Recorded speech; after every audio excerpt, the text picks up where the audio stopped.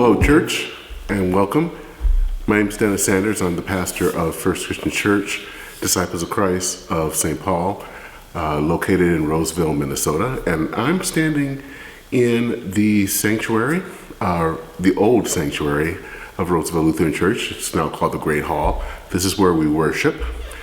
And one of the things that I find fascinating, there are lots of things I find fascinating about this room, but it are the stained glass windows. And I'm standing behind one of those stained glass windows. And if you look at it, what you see is kind of a shell pointed down. And I don't know if you can see it from here, but there are drops of water. And that is an ancient symbol of baptism. And this coming Sunday, if you're watching this, will be January 8th of 2023, is what they call Baptism of Our Lord or Baptism of Jesus Sunday, within the season of Epiphany. And so this made me think about baptism in general. And I can still remember the day I was baptized. I grew up originally Baptist, so it's a little bit different from the Lutherans, of course, where we are here. They baptize as infants. We have what they are called believers' baptism, so people are a little bit older. I was actually 7. I grew up, as I said, Baptist, and I was baptized along with my dad at New Jerusalem Baptist Church in Flint, Michigan, in December of 1976. Now, being that I was 7 years old, I did not totally understand everything that was going on. I did wonder why Mom wasn't with me. And I also, no one really told me a little bit about this whole I was going to get wet. Because of course, Baptists, like disciples, practice immersion. And I didn't like that. But something happened to me on that cold December evening 46 years ago. It was then that I knew that I was claimed by God. I didn't understand it then, and I wouldn't understand it for several more years. But that act of being dunked into the water was God showing grace. And I think that that helped me be who I am today. Now, in the Gospel of Matthew, Jesus shows up and meets up with his cousin John the Baptist. Now, John was out there, he was baptizing people for the forgiveness of sins. And Jesus decided, I want to be baptized. Now, John was kind of like, huh? Because, well, he knew that Jesus was without sin, so why are you getting baptized? I think it should be the other way around. And that is a question. Why in the world did Jesus get baptized? He was sinless. He didn't need to be baptized. But Jesus' act of being baptized really in some ways shows us that baptism is more than just forgiveness of sins. Even though that is important, I want to stress that. When John finally relents and baptizes Jesus, something miraculous happens. There is this voice, this dove that comes down from the heavens, and a voice that says, "This is my beloved Son, in whom I am well pleased." In some ways, what Jesus was doing was transforming the act of baptism.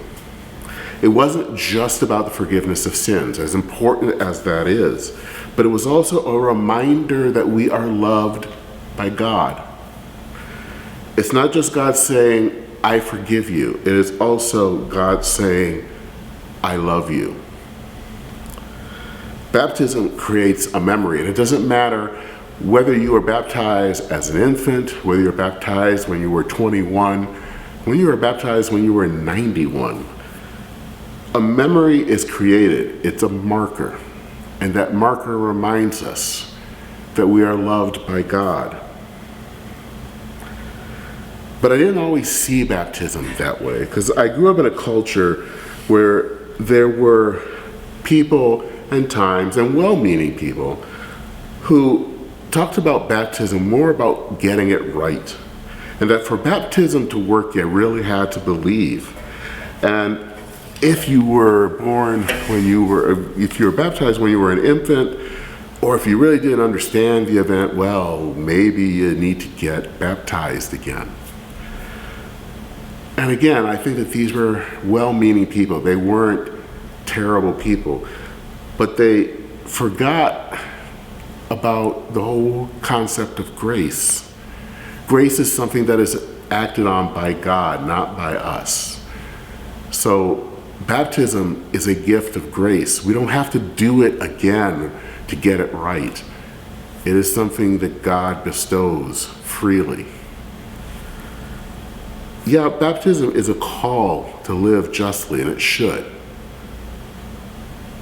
Once you're baptized, you are a different person, and you should act like it. But it is also an act of grace.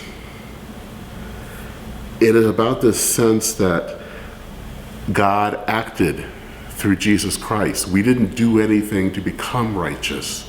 It was through the love of Jesus Christ. And I think that that understanding of baptism has helped me, especially as I got older, and especially as I came to terms with my own sexuality as a gay man and came out, to know that I was loved by God. By God's grace, I am part of the family of God. So remember your baptisms, not just on Baptism of Christ Sunday, but every day. It doesn't matter if you were baptized long ago or you were baptized yesterday. Just remember that your baptism, and remember that in our baptisms, God says to us, I love you and welcome home. Remember that, and then so that it fills you with gratitude, so that you can go out and care for the poor, for the people who are outsiders, for the people who don't fit in, and that you can bring them in to know that love of God. It was Martin Luther, the reformer, that once said that when he faced doubt in his own life, he remembered his baptism, and that act became the weight that kept him grounded as he faced all the troubles in his life. So, dear church, remember your baptism. Whether you're a member of First Christian or a member of another congregation, or maybe you have left the church and feeling that it has no place for you, remember your baptism. Wherever we go, whatever you do, remember your baptism. Remember that you are loved powerfully by God.